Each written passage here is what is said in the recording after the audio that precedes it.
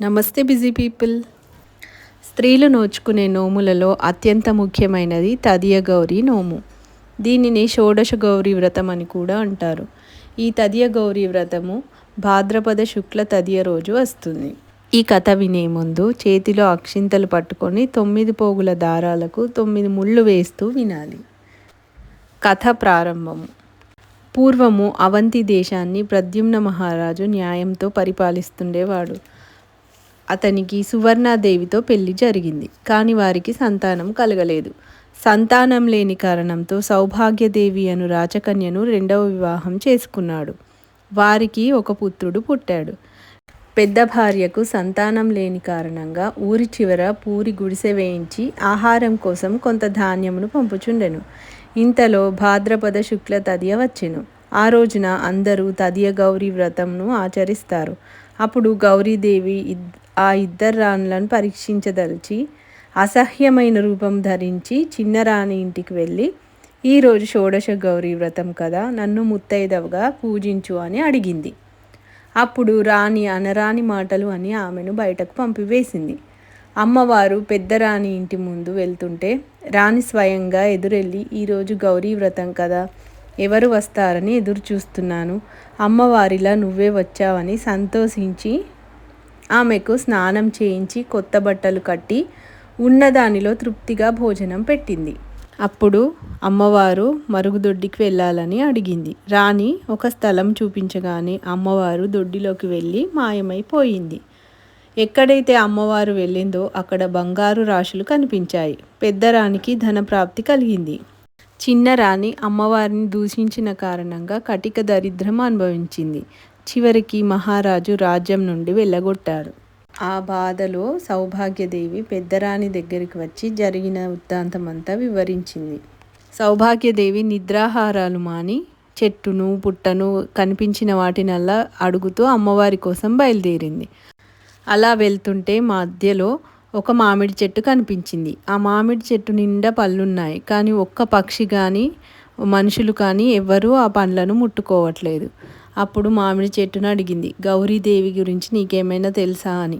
అప్పుడు మామిడి చెట్టు, అమ్మవారు కనిపిస్తే నా బాధనే అమ్మకు చెప్పు అని చెప్పింది. ఇంకా కొంచెం దూరం వెళ్ళగానే ఒక 2 కొలనులు కనిపించాయి. ఒకదానిలో నీరు ఒకదానిలోకి పారుతున్నాయి. కానీ అందులో ఒక్క పక్షి కూడా నీళ్ళు తాగట్లేదు. ఆ కొలనులను అడిగింది సౌభాగ్యదేవి, గౌరీదేవి ఎక్కడా అని. అప్పుడు అవి కూడా అలానే బదులిచ్చాయి, ఒకవేళ అమ్మవారు కనిపిస్తే మా బాధను చెప్పు అని చెప్పాయి.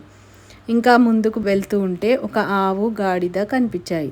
ఎదురుగా బాగా గడ్డి ఉన్నా కూడా అవి మేయట్లేదు. వాటిని కూడా అడిగింది. అవి కూడా అలానే బదులు చెప్పాయి, మా బాధనే అమ్మవారికి చెప్పు అని. ఇంకా కొంచెం దూరం వెళ్ళగానే కాలుచున్న పెనాన్ని చూసింది. ఆ పెనాన్ని కూడా అడిగింది, అమ్మవారు కనిపించిందా అని. నాకు కనిపించలే, కనిపిస్తే నా బాధ చెప్పు అని ఆ పెనం కూడా బదులిచ్చింది. ఇంకా నడవలేక చివరగా సౌభాగ్యదేవి మూర్ఛపోయింది. అక్కడే ఉన్న ఉత్తరేణి వనంలోకి ఒక ముసలావిడ చేయి పట్టుకొని తీసుకెళ్ళింది. అక్కడ గౌరీదేవి ప్రత్యక్షమైంది. అమ్మవారిని అక్కడే సౌభాగ్యదేవి పూలు పండ్లతో పూజించింది. షోడశ గౌరిని అనేక వరములను కోరింది. ఇంకా ఇలా అడిగింది, తాను వచ్చే దారిలో మామిడి చెట్టు, ఆవు, గాడిద, కొలనులు, పెనము ఇవన్నీ చూశాను, అవి అలా ఎందుకున్నాయి అని అడిగింది.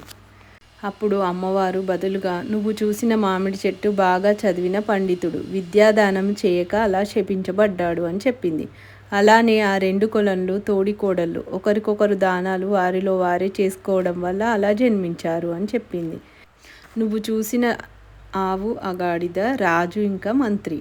చెవిడి నేలను దానం చేసిన కారణంగా రాజు ఆవుగా, సలహా ఇచ్చిన కారణంగా మంత్రి గాడిదగా జన్మించారు. ఒక ఆవిడ రొట్టెలు కాల్చుకొని పొయ్యి మీద పెనం అలాగే వదిలేసింది. దాని కారణంగా ఆమె అలా జన్మించింది అని గౌరీదేవి సౌభాగ్యదేవికి వివరించింది. అమ్మవారు ఇదంతా వివరించి అక్షితలు సౌభాగ్యదేవికి ఇచ్చింది. నీ తిరుగు ప్రయాణంలో ఈ అక్షితలు నువ్వు చూసిన వాటిపై చల్లి వాటిని విముక్తి చేయమంది. ఈ వార్త ప్రద్యుమ్న మహారాజుకు తెలిసి 2 రాణులను ఘనంగా ఆహ్వానించి వారితో రాజ్యం అనుభవించాడు. ఇది స్కాంద పురాణంలోని కథ సమాప్తం. ఇప్పుడు దండలు కట్టుకోవాలి. కట్టుకునే ముందు ఒక చేతిలో ఉప్పు, ఒక చేతిలో బియ్యం పట్టుకొని అత్తదండన కలిగి, మామదండన కలిగి, పుత్రదండన కలిగి, స్వర్గానికి పోయిన సవతి పోరు వద్దు, మోక్షానికి పోయిన మొగని పోరు కావాలి అని ముత్తైదవకి ఆ తోరణం కట్టి తాను కట్టించుకోవాలి. కథాశ్రవణం అప్పుడు పట్టుకున్న అక్షింతలు అందరిపై వేయాలి. వచ్చిన ముత్తైదవకి తగిన వాయనం ఇచ్చి వ్రతం పూర్తి కావించాలి.